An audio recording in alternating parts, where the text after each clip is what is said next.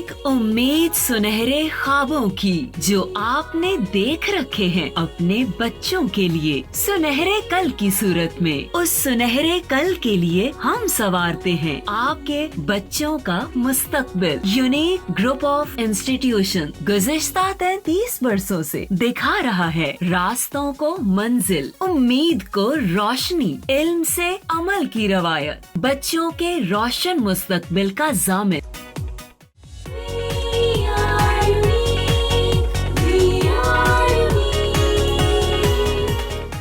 बिस्मिल्लाहिर्रहमानिर्रहीम। अस्सलाम वालेकुम तमाम स्टूडेंट्स, मेरा नाम मोहम्मद तारिक है और आज हम 10th क्लास केमिस्ट्री का लेक्चर नंबर 57 डिस्कस करेंगे।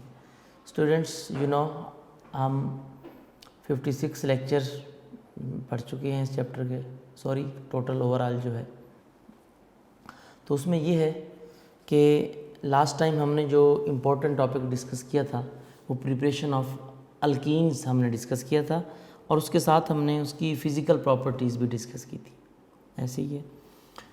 तो आज हमने उसकी केमिकल प्रॉपर्टीज़ डिस्कस करनी है, किसकी? अल्कीन्स की, जो कि बहुत ही इम्पोर्टेंट टॉपिक है। इसमें ज़्यादातर mostly MCQs and short questions बनते हैं इस टॉपिक में से। लॉन्ग क्वेश्चन भी बन जाता है, आ भी चुका है एक दफ़ा कि केमिकल रिएक्शंस लिखें अल्कीन्स के, लेकिन ज़्यादातर इसमें से शॉर्ट क्वेश्चन बनते हैं। मैं साथ साथ आपको बताता जाऊंगा कौन कौन से शॉर्ट क्वेश्चन हैं।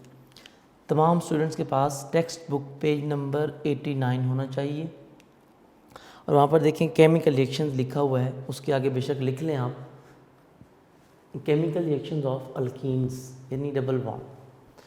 बेटा आपको पता है जो अल्कीन्स हैं ये अनसैचुरेटेड हाइड्रोकार्बन्स हैं, इनमें डबल बॉन्ड होता है। अल्कीन्स में डबल कोवलेंट बॉन्ड होने की वजह से ये डबल बॉन्ड है, ये डबल बॉन्ड होने की वजह से इनकी रिएक्टिविटी ज़्यादा होती है। They are more reactive than alkanes. ये रिएक्टिव ज़्यादा होते हैं बेटा, मोर रिएक्टिव होते हैं। क्यों? Because of double bond. क्योंकि जो डबल बॉन्ड में दूसरा बॉन्ड होता है ना, पहला बॉन्ड तो बिल्कुल स्ट्रॉन्ग होता है, जो दूसरा बॉन्ड होता है ना वो थोड़ा वीक होता है कंपैरेटिवली फर्स्ट बॉन्ड। तो उससे क्या होता है, उसके जो इलेक्ट्रॉन्स हैं डबल बॉन्ड के, जो इलेक्ट्रॉन्स होते हैं ये रिएक्शन के लिए अवेलेबल होते हैं। इलेक्ट्रॉन्स आर इजीली अवेलेबल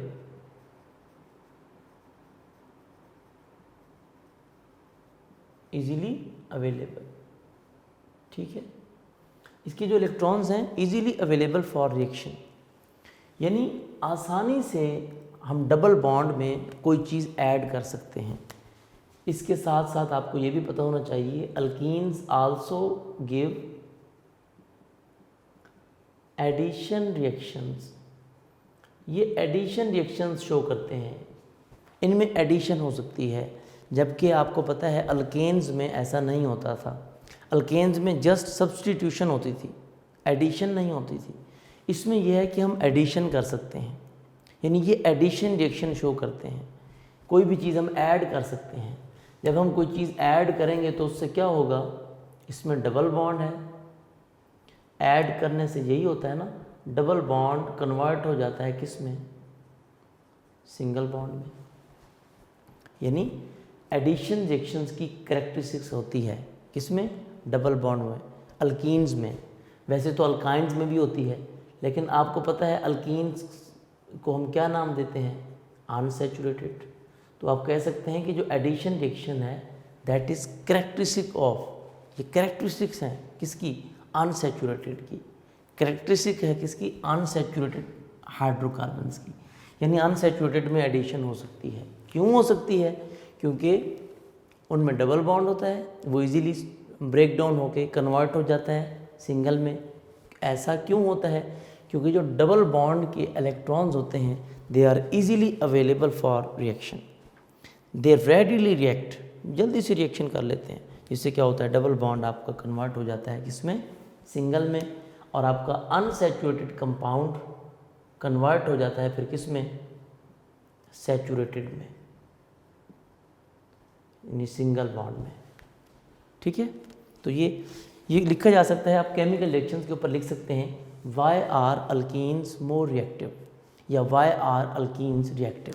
ये आपका टेस्ट योर सेल्फ का पेज नंबर 91 पे आए अगर, टेस्ट योर सेल्फ 12.3 का पहला शॉर्ट क्वेश्चन है वाई आर अल्कीन्स रिएक्टिव। तो आप केमिकल रिएक्शंस के साथ ऊपर हेडिंग बना लें वाई आर अल्कीन्स रिएक्टिव। मज़ीद मैं इसको जब रीड कराऊंगा तो बात क्लियर हो जाएगी, अभी सिर्फ क्वेश्चन लिख लें, समझा दिया है मैंने।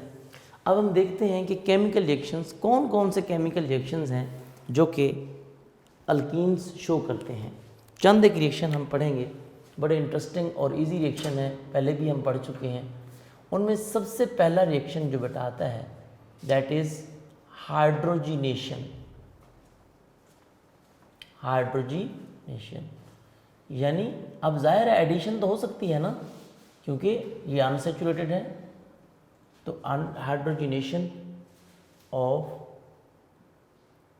अल्कीन्स। आज हम अल्कीन्स के केमिकल रिएक्शन पढ़ने लगे हैं, तो देखते हैं कि कौन कौन से केमिकल रिएक्शन ये शो करते हैं। पहला रिएक्शन मैंने लिखा है हाइड्रोजिनेशन। बेटा आपको पता है हाइड्रोजिनेशन का मतलब क्या होता है? Addition of molecular hydrogen. Addition of molecular hydrogen यानी हाइड्रोजिनेशन का मतलब है इसमें कौन सी चीज़ ऐड हो सकती है? Molecular hydrogen. Addition of molecular hydrogen. Molecular hydrogen mean H2, जिसको हम ऑलरेडी पढ़ भी चुके हैं बेटा, किसमें? प्रिपरेशन ऑफ अल्केन में भी हमने पढ़ा था, याद होगा आपको। खैर हमने अल्कीन क्या होते हैं? Double bond. यानी डबल बॉन्ड में आज हम हाइड्रोजन ऐड करेंगे, अभी कर लेते हैं। देखिए कैसे। ये आपके पास डबल बॉन्ड वाला कंपाउंड है जिसका नाम है ethene, CH2 double bond CH2, this is ethene. पहले तो डबल बॉन्ड होना चाहिए ना, यानी हम जितने भी रिएक्शन लिखेंगे डबल बॉन्ड वाले लिखेंगे। डबल बॉन्ड के साथ अगर आप क्या रिएक्शन करवाएं बेटा? मॉलिक्यूलर हाइड्रोजन अगर आप उसमें ऐड कर दें तो बेटा आपको पता है कि जब हम हाइड्रोजन उसमें ऐड करते हैं तो क्या होता है? डबल बॉन्ड कन्वर्ट हो जाता है किसमें? सिंगल में। दो हाइड्रोजन है, एक हाइड्रोजन पहले कार्बन के पास चला जाएगा, H3C double bond is converted into single bond, और दूसरा हाइड्रोजन दूसरे कार्बन के पास चला जाएगा, पहले CH2 था, एक और आ जाएगा CH3, यानी देखिए सिंगल बॉन्ड बन गया। ठीक है, और आपको पता है ये रिएक्शन कैसे होता था? याद होगा आपको, इन द प्रेजेंस ऑफ निकल कैटलिस्ट। अगर आप निकल कैटलिस्ट यूज़ करेंगे फिर आपको हीट करना पड़ता है, कितना? 250 डिग्री सेल्सियस से लेकर 300 डिग्री सेल्सियस तक। और अगर आप प्लेटिनम या प्लेडियम लिखेंगे फिर आपको नीचे टेम्परेचर नहीं लिखना पड़ेगा, ये भी हमने ऑलरेडी पढ़ा था, याद है? वो कहता है ये चीज़ देखिए, तो इसमें एडिशन हो सकती है। ठीक है, हाइड्रोजिनेशन कर सकते हैं इसकी। और हाइड्रोजिनेशन के बड़े फ़ायदे हैं। क्यों? इसको ज़्यादातर बेटा हम यूज़ करते हैं किसमें? इंडस्ट्रियल लेवल पे, ऑयल में, ऑयल इंडस्ट्री में, जहाँ पर आप वेजिटेबल ऑयल वगैरह होता है, इंडस्ट्रियल स्केल पे, जहाँ पर आप समझ सकते हैं कि जो इंडस्ट्रीज़ होती हैं कौन सी, जहाँ पर वनस्पति घी वगैरह बनाया जाता है, या कुकिंग ऑयल वगैरह जहाँ पर बनते हैं ना, कुकिंग ऑयल से जहाँ पर घी बनाया जा रहा होता है वहाँ पर क्या होता है? वहाँ पर वेजिटेबल ऑयल है। वेजिटेबल ऑयल आपको पता होना चाहिए, ऑयल जो है वो अनसैचुरेटेड होता है, ऑयल में डबल कोवलेंट बॉन्ड होता है। उसमें जब आप हाइड्रोजन ऐड करते हैं ना, यानी उसकी जब हाइड्रोजिनेशन की जाती है तो जो आपका वेजिटेबल ऑयल है ना, कुकिंग ऑयल जो हम घर में यूज़ करते हैं, ये कन्वर्ट हो जाता है आपका किस में बेटा? ये हो जाता है मार्जरीन। मार्जरीन में कन्वर्ट हो जाता है, यानी लिक्विड से सॉलिड में कन्वर्ट हो जाएगा। इसको आप क्या बोलते हैं? वनस्पति घी।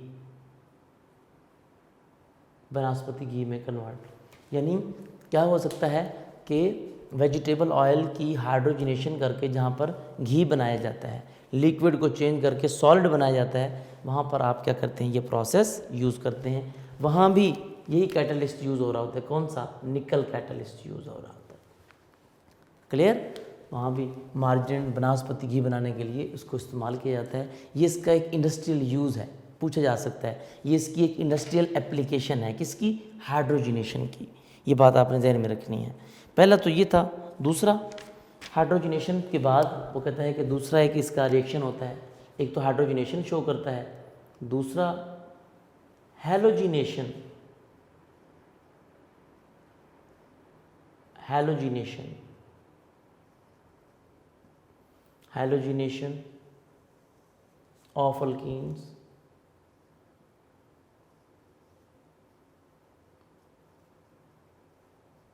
हैलोजिनेशन ऑफ अल्कीन्स, यानी अल्कीन्स में अब हम हैलोजिन ऐड करेंगे। Halogenation mean addition of halogen, hydrogenation mean addition of hydrogen था, और हैलोजिनेशन मीन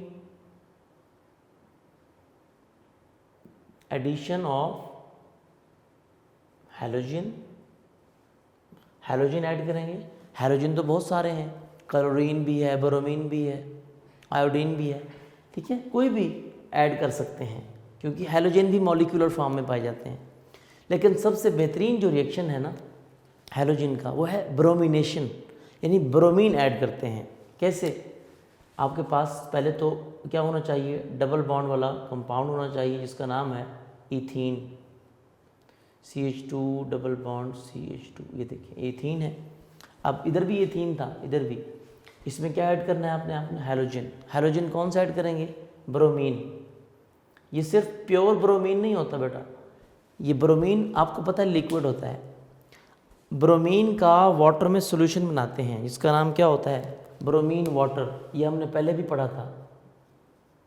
ब्रोमीन को वाटर में ऐड करते हैं, उसका एक्वस सॉल्यूशन बनाते हैं, जिसको हम क्या नाम देते हैं फिर? ब्रोमीन वाटर, यानी वाटर में ब्रोमीन शामिल है। ये सॉल्यूशन बन जाता है हमारे पास। क्या बन जाता है? सॉल्यूशन हमारे पास ये बन जाता है। ये आप पेज नंबर 90 पे आए हैं सारे बच्चे, ज़रा वहाँ पर आपको आइडिया हो जाएगा। और आपको पता है इस ब्रोमीन वाटर का जो अपना कलर होता है that is reddish brown, reddish brown. Bromine water solution बना लिया। इसी तरह इथीन का भी सॉल्यूशन बनाना होता है हमने। इथीन का भी सॉल्यूशन बना सकते हैं हम। किसके साथ? उसको आपने ऐड करना है, उसके लिए भी सॉल्वेंट चाहिए। ब्रोमीन तो चले वाटर में सॉल्युबल हो जाता है, लेकिन ये इथीन या इसके अलावा कोई और कंपाउंड है, इथीन के अलावा कोई है, ज़रूरी नहीं कि सिर्फ इथीन हो, कोई भी डबल बॉन्ड वाला कंपाउंड है, ऑर्गेनिक कंपाउंड है, कोई भी हाइड्रोकार्बन है, उसका जो हम सॉल्यूशन बनाते हैं ना अल्कीन्स का या इथीन्स का, अल्कीन कोई भी हो, चाहे वो इथीन हो, प्रोपीन हो, पेंटीन हो, कोई भी हो, इनको जब हम सॉल्यूशन बनाते हैं ना वाटर में नहीं बनाते, क्योंकि वाटर में तो ये सॉल्युबल ही नहीं होते। उसका सॉल्यूशन बनाते हैं कार्बन टेट्राक्लोराइड में, CCl4 में, क्योंकि ये भी सॉल्वेंट है ना, इसका सॉल्वेंट तो वाटर है, लेकिन अल्कीन के लिए सॉल्वेंट कौन सा यूज़ करते हैं हम? Carbon tetrachloride.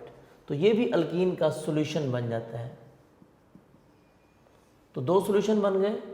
अब इन दोनों सॉल्यूशन को मिक्स करते हैं।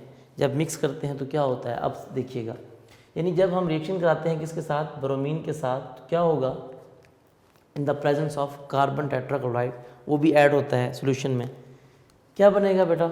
दो ब्रोमीन है, एक ब्रोमीन इस कार्बन के पास चला जाएगा, दूसरा ब्रोमीन दूसरे कार्बन के पास चला जाएगा। कैसे? जब पहला ब्रोमीन पहले कार्बन के पास, क्या बन जाएगा? आप तवज्जो करना है बेटा। दो ब्रोमीन है आपके पास और दो ही कार्बन है। एक ब्रोमीन पहले कार्बन के पास, इस कार्बन के पास चला जाएगा, क्या बन जाएगा? Br single bond CH2। ये CH2 लिखें या H2C लिखें, बात तो एक है, CH2। फिर अब डबल बॉन्ड कन्वर्ट हो जाएगा किस में? सिंगल में। अब क्या बन जाएगा? ये भी CH2, इस दूसरा ब्रोमीन दूसरे कार्बन के साथ आ जाएगा। ये देखें सिंगल बॉन्ड Br। ये आप इसको ऐसे भी लिख सकते थे बेटा, एक ब्रोमीन इस कार्बन के पास जाएगा, इसको ऐसे बना सकते थे ना कि CH2 डबल बॉन्ड कन्वर्ट हो जाएगा किस में? सिंगल में। एक ब्रोमीन इधर आ जाएगा Br, बेशक वो बॉन्ड नीचे लगा दें आप, नो प्रॉब्लम, यहाँ साइड पे लगा दें, नो प्रॉब्लम, और दूसरा ब्रोमीन दूसरे के पास, इसको ऐसे भी लिख सकते थे आप, या ये ब्रोमीन ऊपर भी लगा सकते थे आप, ऐसे भी ठीक है, ऐसे भी ठीक होगा, परेशान नहीं होना। 2 ब्रोमीन है, एक ब्रोमीन एक कार्बन के साथ, दूसरा ब्रोमीन दूसरे कार्बन के साथ, और डबल बॉन्ड कन्वर्ट हो जाएगा किसमें, सिंगल में। तो ये क्या बन गया, इसका नाम क्या है, कितने ब्रोमीन है, 2, एक ब्रोमीन इधर है, एक ब्रोमीन इधर है, इसका नाम बन जाएगा die bromo, die bromo ethane. Ethane क्यों कहा, 2 कार्बन है, इसका नाम है डाई ब्रोमो इथेन, नाम भी आपको आना चाहिए। ये इथीन था, इथीन का जब ब्रोमीन के साथ रिएक्शन हुआ डाई ब्रोमो इथेन बन गया। अच्छा, इससे क्या होता है, यानी जब आपने ब्रोमीन वाटर का रिएक्शन कराया किसके साथ, अल्कीन के साथ, डबल बॉन्ड के साथ, तो जो रेडिश ब्राउन कलर था किसका, ब्रोमीन का, ये फौरन क्या हो जाएगा, डिसअपेयर हो जाएगा, यानी ये कलर फौरन डिस्चार्ज हो जाता है, डिस्चार्ज हो जाएगा, डिसअपेयर हो जाएगा, बिल्कुल गायब हो जाएगा। यानी ये जो था ब्रोमीन, इसका अपना कलर रेडिश ब्राउन था, इसका कलर क्या था, रेडिश ब्राउन। जब रेडिश ब्राउन कलर को हमने रिएक्शन कराया किसके साथ, डबल बॉन्ड वाले कंपाउंड के साथ कराएंगे, तो जो डाई ब्रोमो इथेन बना इसका कोई कलर नहीं है, दिस इज कलरलेस, ये कलरलेस कंपाउंड बन गया, dibromoethane, no colour. तो इसका मतलब है हम समझ जाएंगे कि वाकई ब्रोमीन वाटर का हमने जिसके साथ रिएक्शन कराया है, वाकई ये कौन सा कंपाउंड था, वाकई ये कंपाउंड अनसैचुरेटेड था। क्या था, अनसैचुरेटेड। यानी आप कह सकते हैं अगर आपने किसी कंपाउंड को चेक करना है कि वो सैचुरेटेड है या अनसैचुरेटेड है, तो आप क्या करें, आप उसका ब्रोमीन के साथ रिएक्शन करा दें, ब्रोमीन वाटर टेस्ट करें, ये हमने ऑलरेडी भी पढ़ चुके हैं हम। आप ब्रोमीन वाटर टेस्ट करें, कैसे, ब्रोमीन का वाटर में सोल्यूशन बना लें, ब्रोमीन वाटर बन जाएगा, उसको रेडिश ब्राउन कलर होगा, और इसको रिएक्शन करा दें किसके साथ, अल्कीन के साथ, यानी ऑर्गेनिक कंपाउंड के साथ। अल्कीन तो क्या है, किस्म का ऑर्गेनिक कंपाउंड है, यानी ऑर्गेनिक कंपाउंड मीन वो अनसैचुरेटेड है ना, अल्कीन अनसैचुरेटेड है ना, कि अनसैचुरेटेड कंपाउंड के साथ जब इसका रिएक्शन आप करा देंगे, तो अगर उसका रेडिश ब्राउन कलर बिल्कुल फेड हो जाए, डिसअपियर हो जाए, डीकलराइज कर दे, उसको डिस्चार्ज कर दे, कलर गायब कर दे, तो समझ जाना कि वाकई जो आपका कंपाउंड था वो क्या था, अनसैचुरेटेड था। तो हम इसीलिए इसको कहते हैं कि जो ब्रोमिनेशन है या ब्रोमीन है को हम यूज़ करते हैं ब्रोमीन को, this is a test used for unsaturation of a compound. It is the test used to identify the unsaturation of a compound. Organic compound की unsaturation को चेक करने के लिए हम क्या करते हैं, उसकी ब्रोमिनेशन करते हैं, ठीक है ना, ब्रोमिनेशन, उसका रिएक्शन कराते हैं, यानी एडिशन ऑफ ब्रोमीन करते हैं, ब्रोमीन का मॉलिक्यूल। क्लियर, तो ये उसका रिएक्शन था। तो इससे क्या होता है, जब ब्रोमीन ऐड होता है, डबल बॉन्ड कन्वर्ट होता है सिंगल में, और 2 ब्रोमीन, एक ब्रोमीन इस कार्बन के साथ, दूसरा दूसरे के साथ, डाई ब्रोमो इथेन बनता है, और ये कलरलेस है, इसका रेडिश ब्राउन कलर गायब हो जाता है, जो इस चीज़ को साबित करता है, जो इस चीज़ का सबूत है कि जब जिसके साथ हमने ब्रोमीन का रिएक्शन कराया वो क्या था, अनसैचुरेटेड था, ठीक है, इसीलिए उसका कलर बिल्कुल गायब हो गया, ठीक है। अच्छा, दूसरा रिएक्शन ये था। अब इसका तीसरा रिएक्शन, इसको ब्रोमीन वाटर टेस्ट भी कहते हैं बेटा, क्या बोलते हैं, ब्रोमीन वाटर टेस्ट। या कभी कभी शॉर्ट क्वेश्चन आ जाता है कि how will you identify unsaturation of an organic compound. ये टेस्ट योरसेल्फ का क्वेश्चन नंबर 3 है, देखिए ज़रा पेज नंबर 91 पे क्या लिखा हुआ है, give a test use to identify unsaturation of an organic compound. Clear, तो आपने ये लिख देना है, हैलोजिनेशन ऑफ अल्कीन्स। क्लियर, हाँ। अच्छा जी, नेक्स्ट है जी हमारे पास बेटा, ये हाइड्रोजन के साथ भी रिएक्शन हो गया, हैलोजन के साथ भी रिएक्शन हो गया। अब किसके साथ जी, हाइड्रोजन के साथ भी रिएक्शन हो गया, हैलोजन की, यानी पहले हमने क्या किया, दोनों के साथ अलग अलग रिएक्शन कराया, हाइड्रोजन के साथ अलग और हैलोजन के साथ अलग। अब इन दोनों को मिलाना है आपने, कैसे? अब इधर से हाइड्रो, इधर से हेलो, क्या बन जाएगा? Hydro halogenation. तीसरा रिएक्शन क्या होता है बेटा? हाइड्रो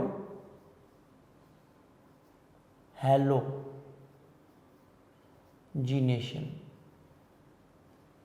यानी अब दोनों चीजें एट अ टाइम ऐड होंगी हाइड्रो हेलोजिनेशन में। Hydro halogenation of alkenes.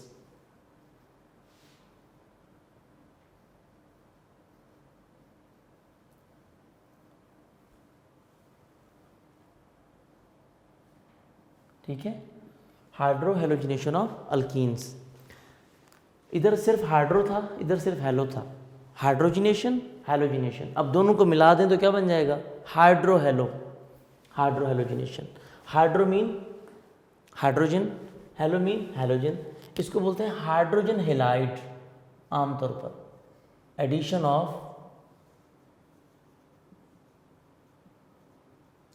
Of hydrogen halide.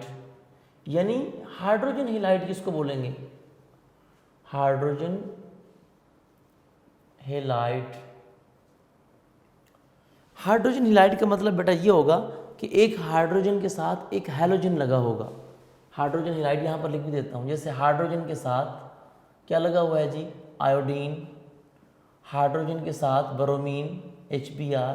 Hydrogen के साथ क्लोरीन HCl। मीन इस तरीके से हाइड्रोजन के साथ हेलोजन लगा हो, HCl, HBr, HI, HF, इस तरीके से, इसको बोलते हैं हाइड्रोजन हेलाइड।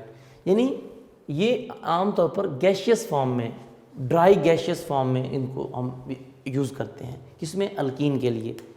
ठीक है, तो इसकी एक जो नेचुरल फॉर्म है ना, दैट इज़ HX, यानी हाइड्रोजन के साथ हेलोजन लगा होता है। कैपिटल X का मतलब क्या होता है? हेलोजन। चलें जी, इसको ऐड करते हैं। यानी ये भी ऐड हो जाता है। कैसे? पहले तो हमारे पास क्या होना चाहिए?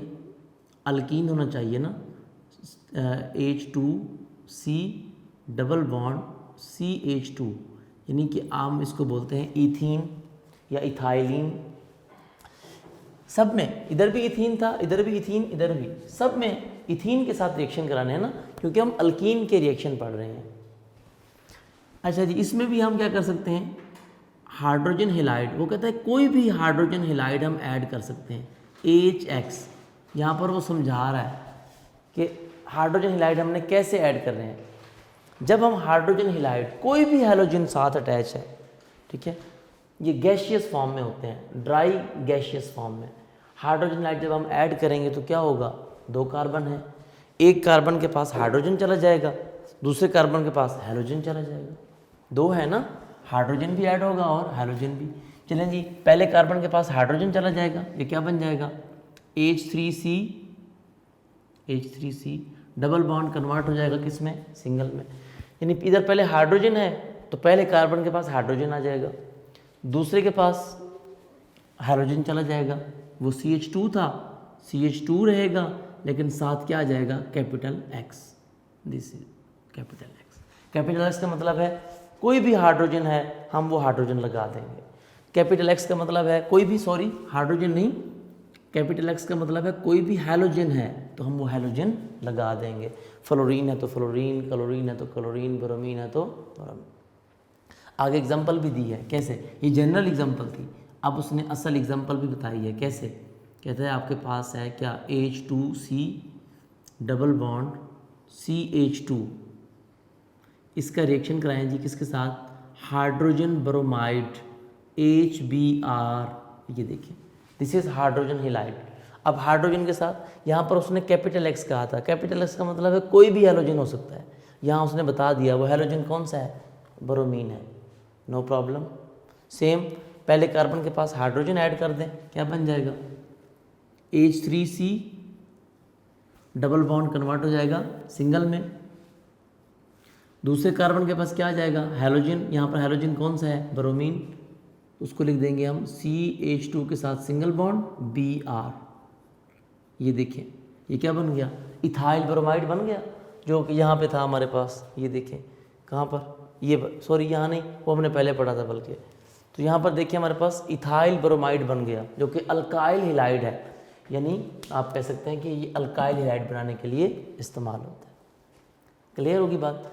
अच्छा, आपकी मर्जी, आप पहले कार्बन पे हैलोजन लगा दें, दूसरे पे हाइड्रोजन लगा दें तो भी ठीक होगा। आपकी मर्जी, आप पहले कार्बन के साथ हाइड्रोजन लगा दें, दूसरे के साथ हैलोजन लगा दें तो भी ठीक होगा। इसका नाम क्या है बेटा? इसका नाम है इथाइल ब्रोमाइड। इसका जनरल नेम क्या है बेटा? Alkyl halide. अल्काइल हैलाइड यानी हाइड्रोकार्बन के साथ हैलोजन लगा होगा। क्लियर। अच्छा, तो ये वो कहता है कि ये जो जितने भी चीज़ें बताई हैं ना हाइड्रोजन हैलाइड्स, इनकी रिएक्ट करने की एक एबिलिटी है, इसकी रिएक्टिविटी का एक ऑर्डर है। कहता है सबसे ज़्यादा इनमें जो रिएक्टिव है ना दैट इज़ हाइड्रोजन आयोडाइड। ये सबसे ज़्यादा तेज़ी से रिएक्ट करता है, इसकी रिएक्टिविटी ज़्यादा है, ग्रेटर देन किससे? हाइड्रोजन ब्रोमाइड HBr से ज़्यादा है। और HBr की रिएक्टिविटी ज़्यादा है किससे? हाइड्रोक्लोरिक एसिड से, HCl। ये इसका ऑर्डर ऑफ रिएक्टिविटी है, यानी ये जो हाइड्रोजन हैलाइड हैं बताया गया है कि कितने ज़्यादा रिएक्टिव हैं और इनमें कौन सा ज़्यादा रिएक्टिव है। सबसे पहला HI सबसे ज़्यादा है, HBr कम है और सबसे कम HCl। ये MCQs भी है एक्सरसाइज में, इससे रिलेटेड MCQs भी आ जाता है, कभी कभी पूछ भी लेते हैं कि right the order of reactivity. Clear. इसका ये तीन इसकी केमिकल प्रॉपर्टीज़ ये थी और अब हम नेक्स्ट इसकी प्रॉपर्टी डिस्कस करने लगे हैं। लास्ट इसका केमिकल रिएक्शन जो हम डिस्कस करने लगे हैं जो कि बहुत ही इम्पोर्टेंट, इंटरेस्टिंग एंड ईजी, वो हम डिस्कस करने लगे हैं जी। वो क्या है जी? इस टॉपिक का नाम that is oxidation of alkenes with KMnO4। बहुत ही आसान है बेटा, बहुत ही आसान, वो हम डिस्कस करते हैं अभी। ये हमारा ये रिएक्शन थे जो इसके ये क्लियर हो गए। अब हम उसकी केमिकल प्रॉपर्टीज़ में से oxidation of alkyne with KMnO4 discuss करते हैं जी। छोटा सा रिएक्शन है, बड़ा इंटरेस्टिंग रिएक्शन है और बड़ा इम्पोर्टेंट रिएक्शन है। ऑक्सीडेशन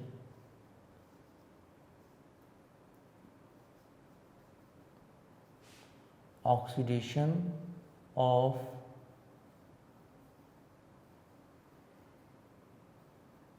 अल्कीन्स किसके साथ भी, ये भी बताया कि ऑक्सीडेशन करनी है और ये भी बताया किसके साथ करनी है, विद, इसकी जो ऑक्सीडेशन जब भी हम करते हैं पोटाशियम पर मैग्नेट के साथ, KMnO4, K से पोटाशियम, Mn मैंगनीज है, O oxygen. Oxidation of alkyne with KMnO4 जी। आज हमने ऑक्सीडेशन करनी है किसकी? अल्कीन्स की। किसके साथ? KMnO4 के साथ। यानी KMnO4 को यूज़ करते हुए हमने इसको ऑक्सीडाइज करना है, किसको? अल्कीन्स को। कर लेते हैं अभी। इसके लिए कुछ चीज़ें हैं याद रखनी पड़ेंगी बेटा, समझना है इस बात को ज़रा। बच्चे अक्सर इस रिएक्शन को मुश्किल समझते हैं, लेकिन मैं कहता हूँ इससे आसान रिएक्शन कोई है ही नहीं। ऑक्सीडेशन ऑफ अल्कीन, अल्कीन पहले तो होना चाहिए हमारे पास जी। अल्कीन लेके आते हैं, ये लें, ये जी अल्कीन है। अल्कीन में डबल बॉन्ड होता है, ये देखिए। आपको पता है सब रिएक्शंस में हमने क्या लिखा है? इथीन। इथीन का रिएक्शन, इसको इथाइलिन भी बोलते हैं ना, इथीन और इथाइलिन एक ही बात है। चलिए जी, इसकी ऑक्सीडेशन करानी है किसके साथ? KMnO4। KMnO4 मीन पोटाशियम पर मैग्नेट, KMnO4। बेटा KMnO4 हमने ये यूज़ करना है, तवज्जो कीजिएगा बात पे। KMnO4 एक्चुअली इसके क्रिस्टल्स होते हैं, आपने इसका सॉल्यूशन बनाना होता है और इसका सॉल्यूशन भी डाइल्यूट होना चाहिए। यानी डाइल्यूट मीन आपको पता है इसका सॉल्यूशन किस में बनाएंगे? एक्वा सॉल्यूशन बनाएंगे, किस में? वाटर में। ये यानी बातें स्टेप समझने हैं बेटा, इसके इंपॉर्टेंट बातें बता रहा हूँ मैं। KMnO4 का सॉल्यूशन किस में बनाएंगे आप? वाटर में। यानी उसका एक्वा सॉल्यूशन बनाना है आपने और सॉल्यूशन भी डाइल्यूट होना चाहिए, ठीक है। अच्छा, ये जी रिएक्शन होगा इनका KMnO4 के साथ, तो क्या होगा देखते हैं। अच्छा, एक बात बेटा समझनी है आपने कि KMnO4 को अपने वाटर में डिज़ोल्व करना है, उसका सोल्यूशन बनाना है डाइल्यूट करने के लिए। अब हमारे पास कार्बन कार्बन में कितने बॉन्ड हैं? 2 बॉन्ड, डबल बॉन्ड है ना। अब हमने क्या करना है? रिएक्शन कराना है, ऑक्सीडेशन करानी है। क्या होगा? आप इनको बेटा, इसको मैं जैसे आपको समझा रहा हूँ ना, ये सारी चीज़ें नोट कर लें ताकि आपको नेक्स्ट भी अल्काइन की रिएक्शन में भी आसानी होगी। अब KMnO4 है, एक बॉन्ड को ऑक्सीडाइज करने के लिए, यानी 2 कार्बन है ना, इनको एक बॉन्ड को ब्रेक करने के लिए या एक बॉन्ड की ऑक्सीडेशन करने के लिए हमें कम से कम एटलीस्ट 2 KMnO4 चाहिए होते हैं। कितने? 2 KMnO4, यानी एक बॉन्ड को ब्रेक करने के लिए हमें कितने पोटेशियम परमैंगनेट के मॉलिक्यूल चाहिए? 2। याद रखना है 2 KMnO4, यानी एक रिएक्शन के लिए हमें 2 KMnO4 चाहिए। अच्छा, अब जितनी क्वांटिटी KMnO4 की चाहिए हमें, ये चीज़ें पहले लिख लेनी है आपने। इथीन KMnO4 के साथ वाटर लाजमी लिखना है। क्यों? क्योंकि KMnO4 जो है एक्चुअली सॉलिड है, इसको वाटर में सोल्यूशन बनाना है और सोल्यूशन भी डाइल्यूट। अगर डाइल्यूट सोल्यूशन है तो वाटर की क्वांटिटी क्या होनी चाहिए? ज़्यादा। अंडरस्टूड है, डाइल्यूट में वाटर ज़्यादा होता है। जितनी क्वांटिटी मैंने आपको बताया कि जी एक बॉन्ड को ब्रेक करने के लिए आपको कितने KMnO4 चाहिए? 2। और जितनी क्वांटिटी में KMnO4 आपने यूज़ करना है, इससे डबल क्वांटिटी में वाटर चाहिए। क्यों? क्योंकि डाइल्यूट सोल्यूशन बनाना है आपको। डाइल्यूट यानी इसकी क्वांटिटी कितनी है? 2 है, तो इसका डबल कर दें, क्या होगा? 4। ये आपने पहले ही याद रखना है। इस तरीके से इसको याद रखें, आपको बैलेंस करने में आसानी होगी। ठीक है, दोबारा बता रहा हूँ बेटा आपको मैं, इसको इरेज करके। क्या बताया मैंने? आपने जब अल्कीन की ऑक्सीडेशन करनी है किसके साथ? KMnO4 के साथ। KMnO4 सॉलिड है, इसका सोल्यूशन बनाएंगे हम किसमें? वाटर में। रिएक्शन होगा, फिर ऐसे तो सॉलिड फॉर्म में रिएक्शन नहीं होगा। मैंने बताया कि एक बॉन्ड को ब्रेक करने के लिए आपको एटलीस्ट कितने मॉलिक्यूल चाहिए KMnO4 के? 2। एटलीस्ट 2 मॉलिक्यूल चाहिए। और जितने एक मॉलिक्यूल KMnO4 को यूज़ करेंगे उससे डबल क्वांटिटी में क्या चाहिए? वाटर चाहिए। क्यों? क्योंकि इसका डाइल्यूट सॉल्यूशन है। ये अगर 2 है तो यहाँ पर क्या आएगा? तो इसका डबल 4। That's it. ये बनाने के बाद अब क्या होगा? अब जब रिएक्शन होगा, रिएक्शन में क्या होगा कि ये जो कार्बन का डबल बॉन्ड है ये कन्वर्ट हो जाएगा किस में? सिंगल में। बात ज़रा तवज्जो के साथ सुनिएगा बेटा। अब यहाँ पे बाकी क्या बचेगा? H2C डबल बॉन्ड कन्वर्ट हो जाएगा किस में? सिंगल में। इस रिएक्शन में क्या होगा? ऑक्सीडेशन कैसे होगी बेटा? जब ये रिएक्शन होता है ना, इस रिएक्शन के दौरान हाइड्रोक्सल ग्रुप अटैच होते हैं किसके साथ? कार्बन के साथ। 2 हाइड्रोक्सल। एक हाइड्रोक्सल ग्रुप पहले कार्बन के साथ अटैच होता है, दूसरा हाइड्रोक्सल ग्रुप दूसरे कार्बन के साथ अटैच होता है ऑक्सीडेशन में। यानी जब हाइड्रोकार्बन्स की ऑक्सीडेशन होती है इस दौरान, तो हाइड्रोक्सल ग्रुप अटैच होते हैं किसके साथ? कार्बन के साथ। ठीक है, ये चीज़ बनेगी, याद रखें। एक तो ये बनेगा, इसके साथ और क्या बनेगा? पहले प्रोडक्ट बना लें, फिर बैलेंस करेंगे। KMnO4, जाहिर है KMnO4 टूट गया, KMnO4 में से पोटाशियम अलग हो गया और बाकी क्या बचा? MnO4 पर मैंगनेट, पोटाशियम पर मैंगनेट था, पर manganate ion. This is potassium ion और दिस इज पर मैंगनेट आयन। क्लियर? यहाँ से पोटाशियम, और आपको पता है वाटर में भी क्या होता है? हाइड्रोजन भी होता है और हाइड्रोक्सल भी होता है। यहाँ से पोटाशियम और यहाँ से हाइड्रोक्सल, ये मिलकर पोटाशियम कन्वर्ट हो जाएगा किस में? पोटाशियम हाइड्रोक्साइड में। किस में कन्वर्ट हो जाएगा? पोटाशियम कन्वर्ट हो जाएगा किस में? पोटाशियम हाइड्रोक्साइड में, उसमें कन्वर्ट हो जाएगा। बाकी क्या बचा यहाँ से? MnO4, MnO4 आयन माइनस, यानी इसको बोलेंगे हम पर मैंगनेट आयन। ये कन्वर्ट हो जाएगा किस में? मैंगनीज डाइऑक्साइड में। ये इलेक्ट्रॉन लूज कर देता है, इलेक्ट्रॉन भी लूज कर देता है और ऑक्सीजन भी 2 लूज कर देता है, 2 ऑक्सीजन भी, और किस में कन्वर्ट हो जाता है? MnO2 में। यानी ये रिएक्शन होता है, केमिकल रिएक्शन में चेंज आता है जो MnO2। ये चीज़ें याद रखनी होंगी आपको। दोबारा बता रहा हूँ जब रिएक्शन होता है उस रिएक्शन के दौरान क्या बनता है आपको पता होना चाहिए। पहली बात, कार्बन के ऊपर 2 हाइड्रोक्सल ग्रुप अटैच हो जाएंगे, एक हाइड्रोक्सल इस कार्बन पे, दूसरा हाइड्रोक्सल दूसरे कार्बन। ठीक है, अब बाकी क्या बचा, KMnO4। के अपनी पोटाशियम आयन टूट कर कन्वर्ट हो जाएंगे किस में, पोटाशियम हाइड्रोक्साइड में। हाइड्रोक्सल कहाँ से आए, वो वाटर से आते हैं। और बाकी क्या बचा, MnO4। MnO4 माइनस, उस पर माइनस चार्ज होता है क्योंकि प्लस का चार्ज पोटाशियम है। जब पोटाशियम पॉजिटिव अलग होता है तो बाकी बचता है नेगेटिव, वो बचता है MnO4 माइनस, ये प्लस का ये माइनस का। ये पोटाशियम हाइड्रोक्साइड में कन्वर्ट हो गया और MnO4 किस में कन्वर्ट हो जाएगा, मैंगनीज डाइऑक्साइड MnO2 में। ये लिखा है मैंने MnO2।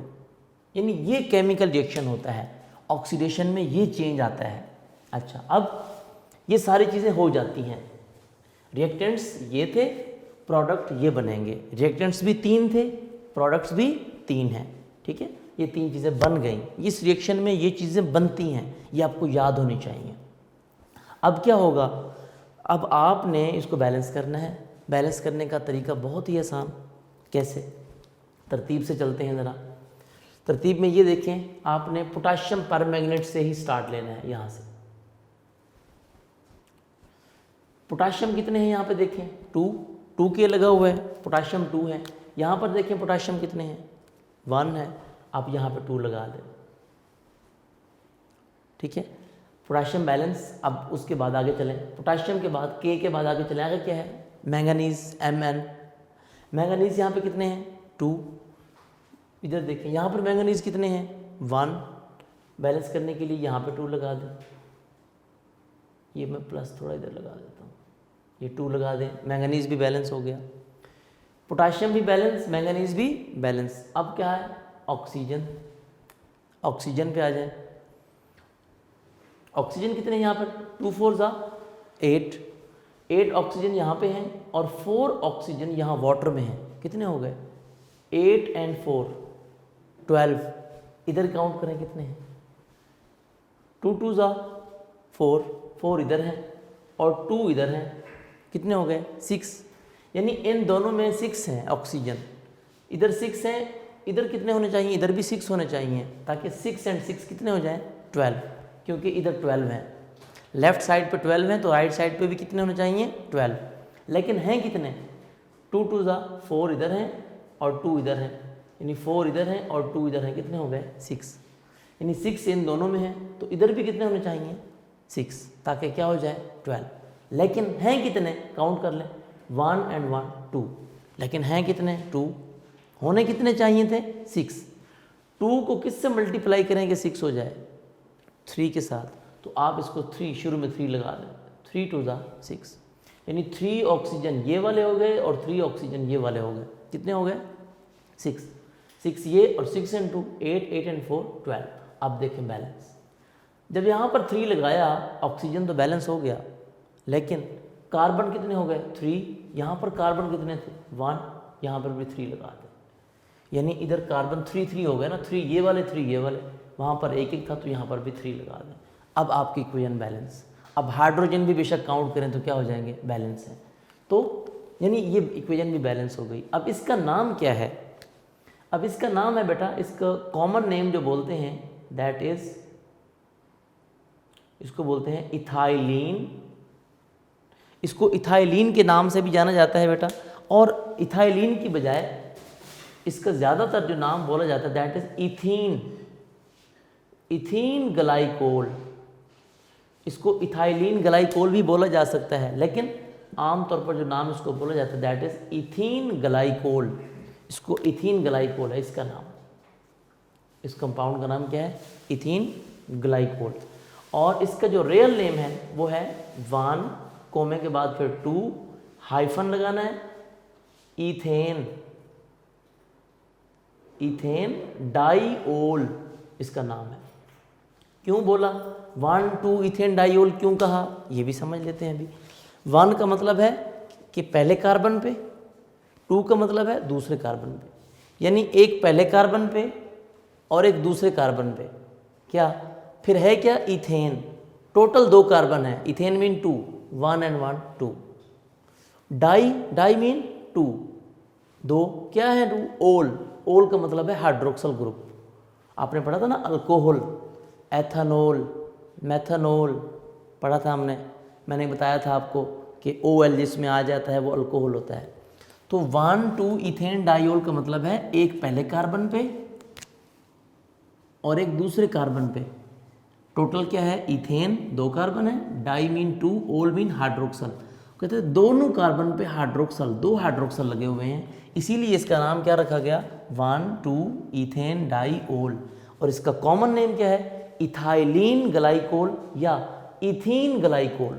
इसको इथाइलिन ग्लाइकोल भी कहते हैं बेटा, मैंने आपको भी बताया है, इथीन ग्लाइकोल भी और इथाइलिन ग्लाइकोल भी बोलते हैं, दोनों नाम ठीक है। और 1 2 इथेन डाइऑल भी बोलते हैं। यानी अगर आप गौर करें देखें तो एक्चुअली इसमें क्या हुआ है, addition of 2 hydroxyl group, 2 hydroxyl group add हुए हैं, एक पहले कार्बन पे और एक दूसरे कार्बन पे। उसके साथ क्या हुआ, KMnO4 डिसोसिएट हो गया, टूट गया, डिकम्पोज हो गया, किसमें, पोटाशियम चेंज हो गया पोटाशियम हाइड्रोक्साइड में, और MnO4 माइनस जो बचा था वो चेंज हो गया MnO2 मैंगनीज डाइऑक्साइड में, और 2 हाइड्रोक्सल ग्रुप अटैच हो गए। तो आपको पता होना चाहिए जो KMnO4 है ना, इसका अपना कलर भी था। इस रिएक्शन के दौरान जब आप KMnO4 बनाते हैं ना, इसमें कुछ ड्रॉप्स यानी फ्यू ड्रॉप्स आप किसके ऐड करते हैं, एसिड के, तो इसको बोलते हैं एसिडिफाइड KMnO4।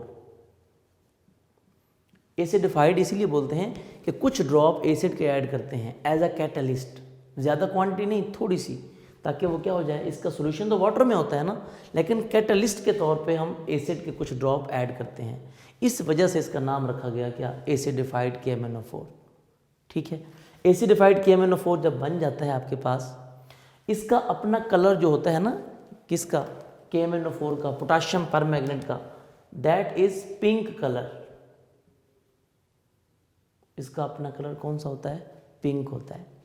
जब आप इसको अनसैचुरेटेड कंपाउंड के साथ रिएक्शन करवाते हैं, किसके साथ, अब जाहिर है ये अनसैचुरेटेड था ना, डबल बॉन्ड वाला, जब आप अनसैचुरेटेड के साथ कंपाउंड के साथ रिएक्शन करवाते हैं, किसको, पोटाशियम परमैंगनेट को, यानी पिंक कलर वाले सॉल्यूशन को, तो जो आपका प्रोडक्ट बनता है वो भी कलरलेस होता है।